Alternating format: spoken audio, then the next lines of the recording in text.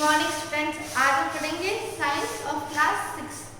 तो आज हम लिखेंगे चैप्टर नंबर 2।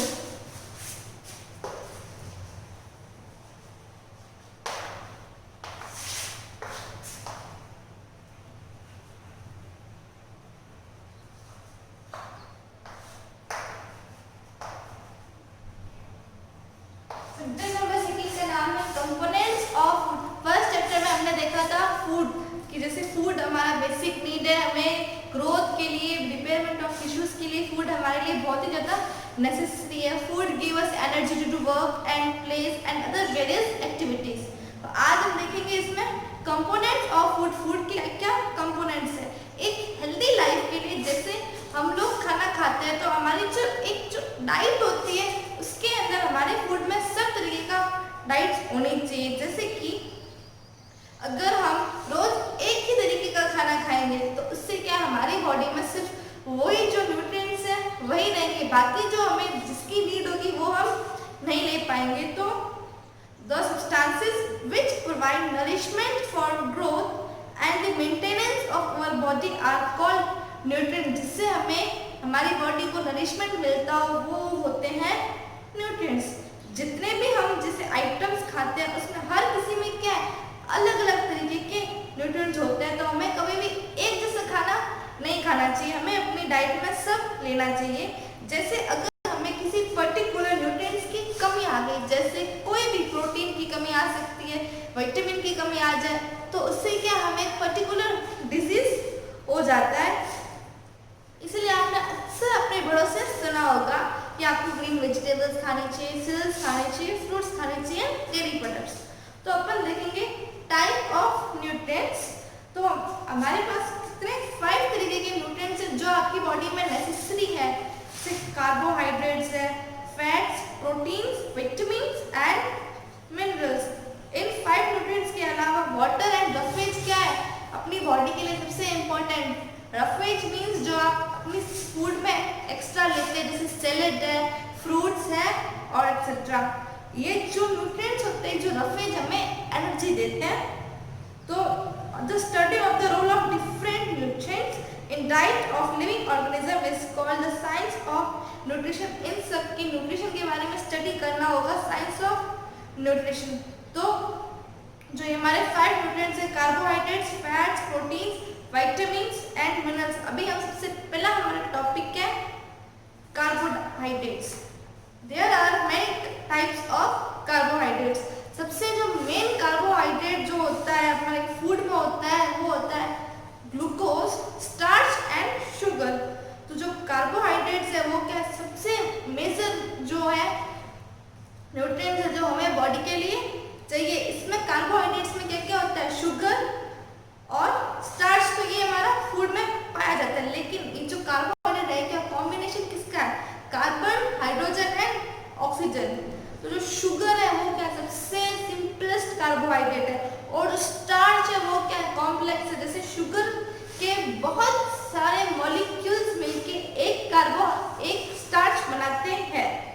तो दिस आर इसमें क्या होती है जो कार्बोहाइड्रेट्स में जो स्टार्च होता है इसमें शुगर के कंपैरिजन में ज़्यादा एनर्जी होती है, क्योंकि बहुत सारे शुगर मॉलिक्यूल्स बन के एक स्टार्च बना रहे हैं। तो कार्बोहाइड्रेट्स का क्या क्या जो रोल है अपनी डाइट में, ये कार्बोहाइड्रेट्स हमें एनर्जी देता है। अपनी जो डेली वेरियस एक्टिविटीज है उसको करने के लिए हमें कार्बोहाइड्रेट से एनर्जी मिलता है। और कार्बोहाइड्रेट क्या है अपने फूड को एक अलग सा फ्लेवर देता है।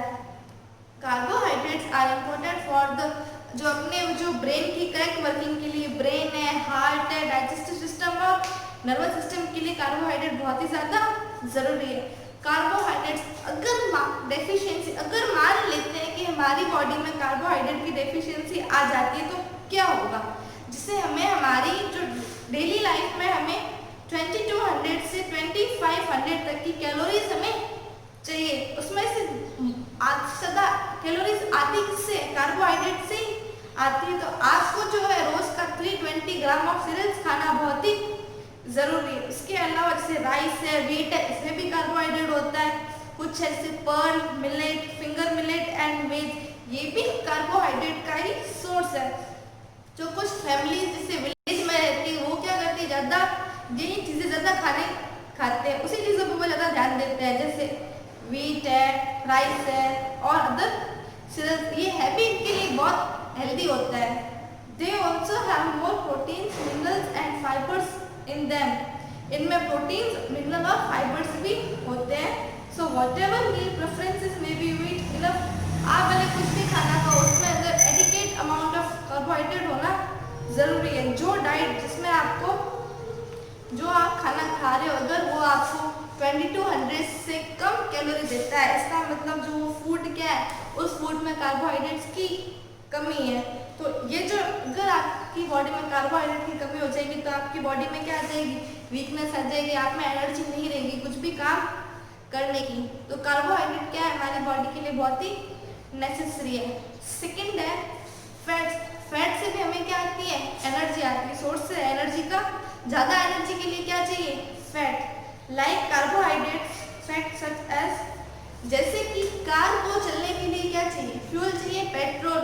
उसी तरीके से हमारी बॉडी को चलने के लिए भी क्या चाहिए, फैट। तो जो फैट हम कह सकते हैं कि हमारी बॉडी में फ्यूल की तरह काम करता है, ये कार्बोहाइड्रेट से ज़्यादा एनर्जी देता है।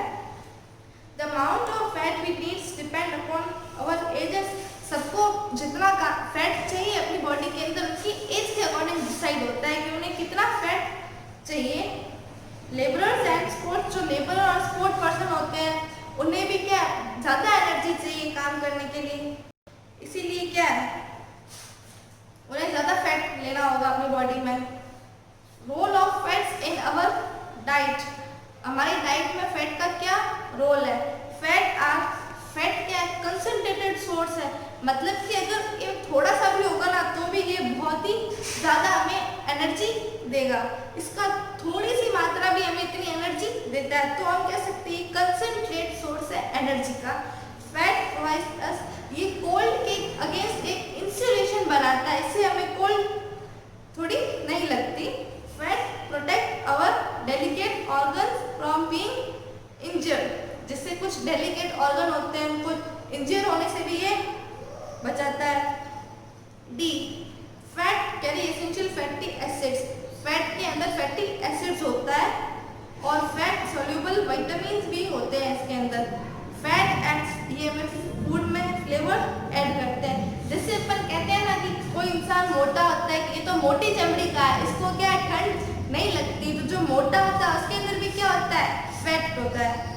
इसमें कुछ फूड आइटम्स है, बटर है, घी है, ग्राउंडनट ऑयल, मस्टर्ड ऑयल, ये क्या है सोर्सेज ऑफ फैट्स, ये सब क्या है, these sources contain visible fat, इसमें विजिबल फैट होता है। लेकिन जैसे कुछ फूड आइटम्स है, मीट है, फिश, एग एंड कुछ अदर नट्स है, इसमें इनविजिबल फैट्स होता है। तो आपको ये बात याद रखनी है कि जो विजिबल फैट होगा वो soybean oil, mustard oil, groundnut oil, ghee में विजिबल फैट होता है और मीट, फिश, एग इन सब में इनविजिबल फैट होता है। और जैसे चिप्स और स्नैक्स तो हमारा जो डेली हम खाते हैं उसमें भी फैट्स होता है। एज अ मेन इंग्रेडिएंट होता है फैट इसमें। Our body has some advantage of fat depend in a small quantity, जिससे फैट के कुछ एडवांटेज भी है। ये हमारे बॉडी के कुछ डेलिकेट ऑर्गन होता है उसके लिए कुशन की तरह काम करता है और अपनी बॉडी से हीट लॉस को भी बचाता है, क्योंकि जितना मोटा होता है उसके स्वेट भी क्या है ज़्यादा होता है, तो इससे हीट लॉस हमारी बॉडी से इजीली हो सकता है। लेकिन अगर अपनी बॉडी में ज़्यादा फैट है तो वो अपने लिए क्या हो जाएगा, हार्मफुल हो जाएगा। तो